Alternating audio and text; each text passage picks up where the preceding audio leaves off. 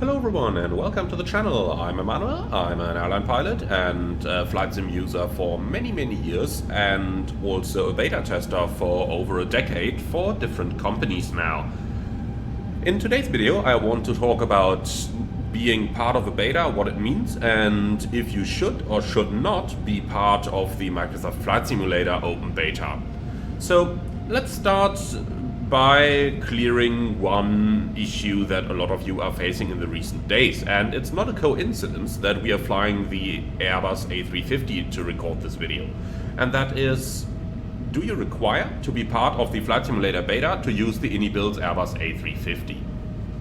And the answer to that is a clear no. Back in the day when the aircraft released, you needed to be in the beta because Sim Update 1 was needed for the A350 and some of its components to work. However, since Sim Update 1 has now been released to the public, it is no longer required to be part of the beta. So if you prefer a more stable experience, then I would absolutely recommend you to leave the beta and just use the public version of Microsoft Flight Simulator again. Do note that if you are using the MSFS store version, and if you're not using the Steam version of the Flight Simulator, then under certain circumstances you might find your community folder deleted, so I do recommend to make a backup of your community folder before you eventually leave the beta through the Xbox Insider app if you are using that one. Now, let's talk for a moment about what the advantages and what the disadvantages are of being part of the beta, and about my personal experience with it. So I've been enrolled in the Flight Simulator beta program ever since it was made available back in the days of Microsoft Flight Simulator 2020, and basically I've always had a very good experience in there. I don't think there were many, if at all maybe one or two betas over like 4 years that were somewhat problematic, aka that introduced some issues that made the game like hardly playable. The vast rest of the betas that we had a look in Microsoft Flight Simulator 2020 were actually very well usable, and I've used them all along. Now this has changed with Flight Simulator 2024. So in Flight Simulator 2024 I did find quite a lot of problems with the beta versions. Now the latest Sim Update 2 beta version number 1 is just the best example of it, which basically crashes to desktop for anything that is not a default aircraft for me. Others are reporting that even default aircraft are crashing to desktop, so it's really somewhat of an issue, and it really greatly impacts the way you can play the game. The same also goes for the last two Sim Update 1 beta versions that I've tried, which introduced significant loading bugs to even get into a flight, which sometimes either crashed to desktop or took like 20 minutes to actually load up the flight. And that's of course also something that makes it hardly acceptable to be part of that beta. So while it is still very early in the lifespan of Flight Simulator 2024, I think we can say that the 2024 betas are a lot more unpredictable than the FS 2020 betas. Now, what would I recommend then? Should you be part of the beta or should you rather wait? Well, back in the days of Flight Simulator 2020, I would absolutely and without any hesitation have said, yeah, join the beta, you get new features, and honestly there weren't many bugs that would really impact the art of playing the game and flying flights. That has changed with FS 2024, and for the time being I would actually recommend that you leave the beta. Just be absolutely sure that you back up your community folder before doing so, since it may lead to deletion of the community folder. Now, if you want to learn how to leave the betas, then basically just Google for join Flight Simulator 2024 beta, and you will find the exact steps how to join it, and you will also find the steps how to leave the beta through the same results.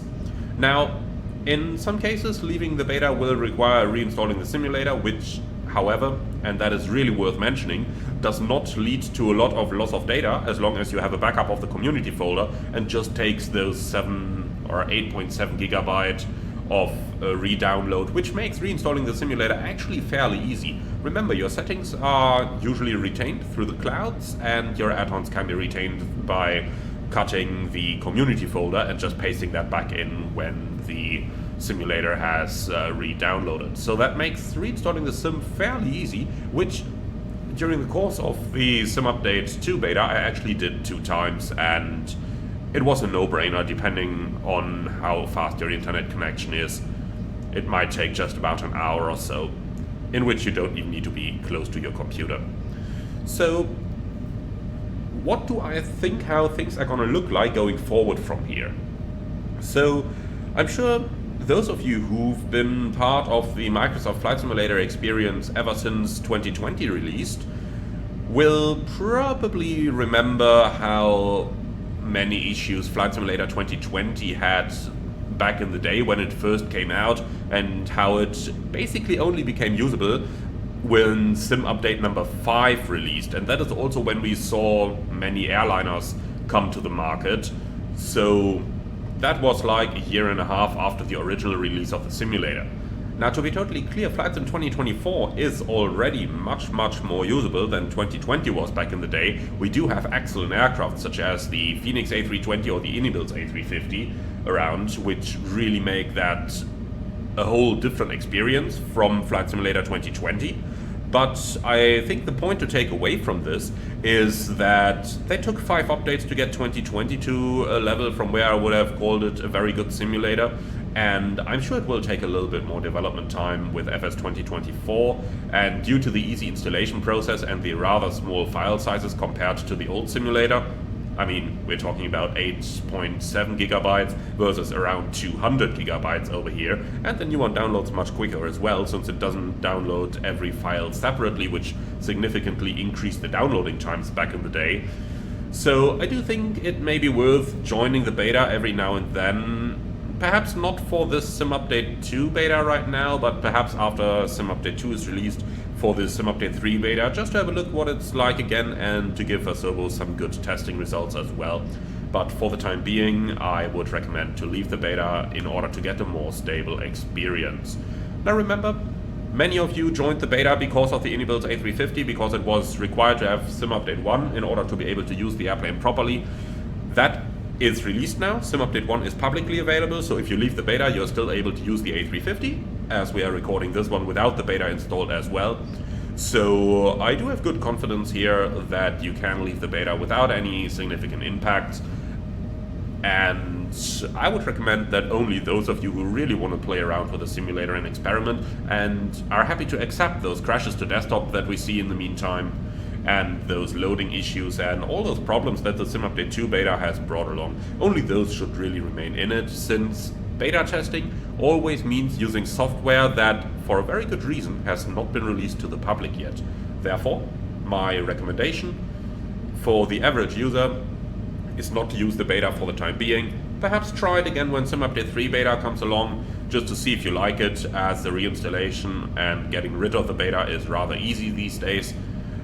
But overall, in my opinion, if you are interested in trying out the new tech but happy to accept larger issues that may impact your gameplay, then I would recommend to try the beta. Otherwise, I would recommend to hold off and not join it, since it is no longer required for your favorite A350 to work, and since it does provide you with a lot more stable experience without that beta installed.